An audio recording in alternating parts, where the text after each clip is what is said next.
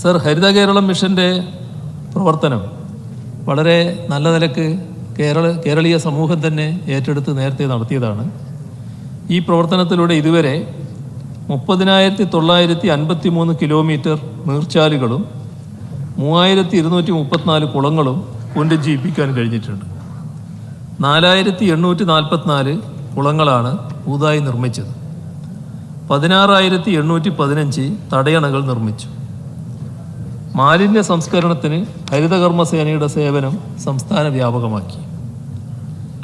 യാത്രക്കാരുടെ സൗകര്യത്തിനായി take A break ടോയ്ലറ്റുകൾ 1013 സ്ഥാപിക്കുകയുണ്ടായി. കാലാവസ്ഥാ വ്യതിയാനത്തെ നേരിടുന്നതിൻ്റെ ഭാഗമായുള്ള 2,950 പച്ചത്തുരുത്തുകൾ സ്ഥാപിക്കാൻ കഴിഞ്ഞു. ഈ പ്രവർത്തനങ്ങൾ കൂടുതൽ നല്ല രീതിയിൽ, വേഗതയിൽ, കൂടുതൽ ജനപങ്കാളിത്തത്തോടെ തുടരേണ്ടതുണ്ട് എന്നാണ് കാണുന്നത്. സർ, അതേപോലെ തന്നെ പരിസ്ഥിതി കാലാവസ്ഥാ വ്യതിയാന ഡയറക്ടറേറ്റ് പുറത്തിറക്കിയ സംസ്ഥാന കാലാവസ്ഥാ വ്യതിയാന കർമ്മ പരിപ്രേക്ഷ്യം കേന്ദ്ര പരിസ്ഥിതി വനം കാലാവസ്ഥാ വ്യതിയാന മന്ത്രാലയത്തിൻ്റെ അംഗീകാരം ലഭിച്ചു കഴിഞ്ഞിട്ടുണ്ട്. കേരള ഗവൺമെൻറ്റിൻ്റെ കാർബൺ ന്യൂട്രൽ ഇനീഷ്യേറ്റീവിൻ്റെ ഭാഗമായി സംസ്ഥാനത്തിലെ ഹരിതഗൃഹവാതകങ്ങളുടെ ബഹിർഗമനം നിർണ്ണയിക്കൽ പൂർത്തിയാക്കുകയും റിപ്പോർട്ട് തയ്യാറാക്കുകയും പ്രസ്തുത വിവരങ്ങൾ ഉൾപ്പെടുത്തിക്കൊണ്ടുള്ള വെബ് പോർട്ടലും തയ്യാറാക്കിയിട്ടുണ്ട്. കേരളത്തിലെ പരിസ്ഥിതി സംവേദ പ്രദേശങ്ങളുടെ പുനർനിർണയിച്ച കരട് നിർദ്ദേശം കേന്ദ്ര പരിസ്ഥിതി വനം കാലാവസ്ഥാ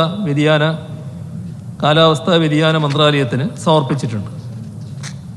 2019 കേരള തീരദേശ പരിപാലന പ്ലാൻ നോട്ടിഫിക്കേഷൻ 2024 തന്നെ നിലവിൽ വരുന്ന രീതിയിൽ ആയതിൻ്റെ നടപടികൾ പൂർത്തീകരിച്ച് കേന്ദ്ര പരിസ്ഥിതി വനം കാലാവസ്ഥാ വ്യതിയാന മന്ത്രാലയത്തിന് അയച്ചിട്ടുള്ളതും ആയത് NCSCM ചെന്നൈയുടെ പരിഗണനയിലുമാണ്.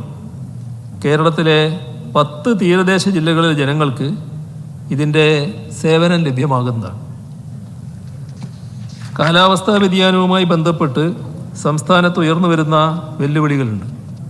അത് കണക്കിലെടുത്ത് കാലാവസ്ഥാ വ്യതിയാന കാര്യങ്ങൾ നിരീക്ഷിക്കുന്നതിനും ഏകോപിപ്പിക്കുന്നതിനുമായി സംസ്ഥാനം കാർബൺ ന്യൂട്രൽ ആക്കുന്നതിന്, ദുരന്തങ്ങളെ പ്രതിരോധിക്കുന്നതിന് ഹരിത തൊഴിലുകളെ അടിസ്ഥാനമാക്കിയുള്ള ഒരു വിജ്ഞാന സമ്പദ് വ്യവസ്ഥയായി മാറുന്നതിനെല്ലാമുള്ള കാഴ്ചപ്പാട് പ്രാവർത്തികമാക്കാനുള്ള ലക്ഷ്യത്തോടെയാണ് ഈ രംഗത്തൊരു കമ്മീഷൻ രൂപീകരിച്ചിട്ടുള്ളത്. സർ, നമ്മുടെ സംസ്ഥാനത്തെ പൊതുവിതരണ രംഗത്ത് സുപ്രധാനമായ പങ്കാണ് സപ്ലൈകോ വഹിച്ചു വരുന്നത്. ആ സപ്ലൈകോയെ ശക്തിപ്പെടുത്താനുള്ള നടപടികളാണ് സർക്കാർ സ്വീകരിച്ചു വരുന്നത്. സർക്കാർ അതിനാവശ്യമായ ഫണ്ട് നൽകുന്ന നടപടി തന്നെയാണ് സ്വീകരിക്കുന്നത്. സബ്സിഡി ഇനത്തിൽ സപ്ലൈകോയ്ക്ക് 232 കോടി രൂപ നൽകിയിട്ടുണ്ട്.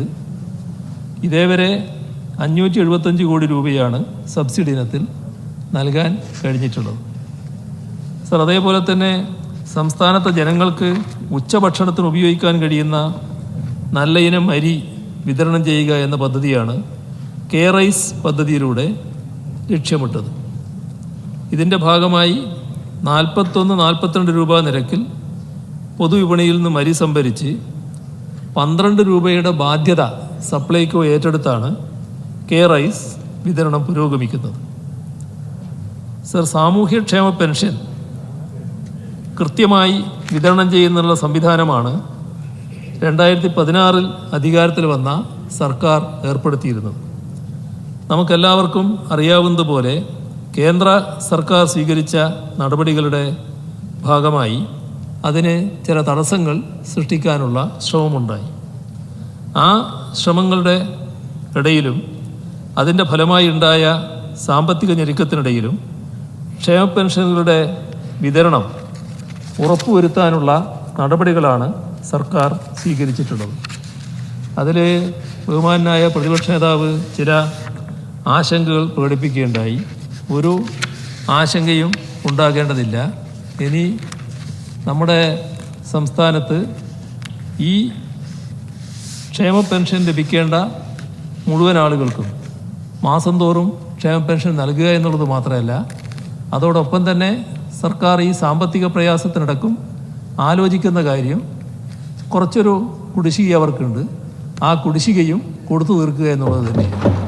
ആ നടപടികൾ സർക്കാർ സ്വീകരിക്കുന്നത് തന്നെയാണ്. ദേശീയ തലത്തിൽ കേന്ദ്ര സർക്കാർ പഞ്ചവത്സര പദ്ധതി നിർത്തലാക്കിയ ശേഷവും കേരളത്തിൽ പഞ്ചവത്സര പദ്ധതി ഫലപ്രദമായി നടപ്പിലാക്കി വരുന്നുണ്ട്. 2023-24 സാമ്പത്തിക വർഷം അസാധാരണ സാമ്പത്തിക ഞെരുക്കമാണ് നമ്മുടെ സംസ്ഥാനം നേരിട്ടത്.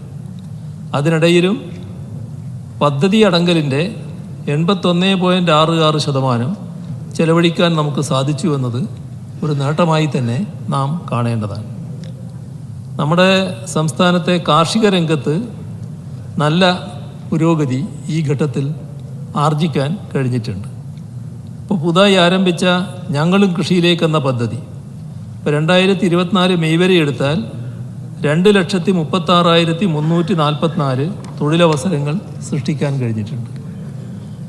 അതോടൊപ്പം തന്നെ കർഷകരുടെ മൂല്യവർദ്ധിത ഉൽപ്പന്നങ്ങൾ അന്താരാഷ്ട്ര നിലവാരത്തിൽ വിപണിയിലെത്തിക്കുന്നതിന് കേരള ഗ്രോ എന്നൊരു ബ്രാൻഡ് രൂപീകരിച്ച് പ്രവർത്തിക്കുന്നുണ്ട്. നാളികേരത്തിൻ്റെ വിലയിടിവ് തടയാൻ കിലോയ്ക്ക് 34 രൂപയ്ക്ക് 17,026 ടൺ പച്ചത്തേങ്ങ സംഭരിക്കാൻ നമുക്ക് കഴിഞ്ഞിട്ടുണ്ട്. നാളികേരത്തിൻ്റെ ഉൽപ്പാദന വർധനവിനായി 232 കേര ഗ്രാമങ്ങൾ ആരംഭിക്കാനും കഴിയും. കർഷകർക്ക് സ്മാർട്ട് ID കാർഡുകൾ ലഭ്യമാക്കാൻ പ്രവർത്തനങ്ങൾ ആരംഭിച്ചു. കർഷകരിപ്പോൾ നേരിട്ട ദുരന്തമുണ്ട്. ആ ദുരന്തത്തിന് ആവശ്യമായ സഹായം കൊടും വരൾച്ചയുടെ ഭാഗമായിട്ട് ഏലം കൃഷിക്കും മറ്റുമുണ്ടായ ദുരന്തങ്ങൾ, അതിൻ്റെ സഹായം കേന്ദ്ര ഗവൺമെൻറ്റിന് ലഭ്യമാകേണ്ടതാണ്. കേന്ദ്രത്തോട് അതിനാവശ്യപ്പെട്ടിട്ടുണ്ട്. അതോടൊപ്പം സംസ്ഥാനത്തിൻ്റെ ഈ പ്രയാസത്തിനടക്കം എന്താണ് ചെയ്യാൻ കഴിയുക എന്നുള്ളത് പ്രത്യേകം ആലോചിക്കുന്നുണ്ട്. റബ്ബർ മേഖലയിൽ സംസ്ഥാനം ഇതിനകം തന്നെ സ്വീകരിച്ച നടപടി എല്ലാവർക്കും അറിയാവുന്നതുമാണ്. ഒരു വർഷം 1 ലക്ഷം സംരംഭം എന്ന പദ്ധതി വ്യാവസായിക മേഖലയിൽ ആരംഭിച്ചപ്പോൾ 2022 ഏപ്രിൽ 1 മുതൽ ഇതുവരെ 2,50,029 പുതിയ സംരംഭങ്ങൾ ആരംഭിക്കാൻ നമുക്ക് കഴിഞ്ഞിട്ടുണ്ട്. ഇതിൽ 15,964 കോടി രൂപയുടെ നിക്ഷേപവും 5,32,089 പുതിയ തൊഴിലവസരങ്ങളും സൃഷ്ടിക്കപ്പെട്ടിട്ടുണ്ട്. 20 പൊതുമേഖലാ സ്ഥാപനങ്ങൾ ലാഭത്തിൽ ഇപ്പോൾ പ്രവർത്തിക്കുന്നുണ്ട്. പൊതുമേഖലാ സ്ഥാപനങ്ങളുടെ നിയമനങ്ങൾ സുതാര്യമാക്കുന്നതിന് Kerala state public enterprises selection and recruitment board രൂപീകരിച്ചിട്ടുണ്ട്.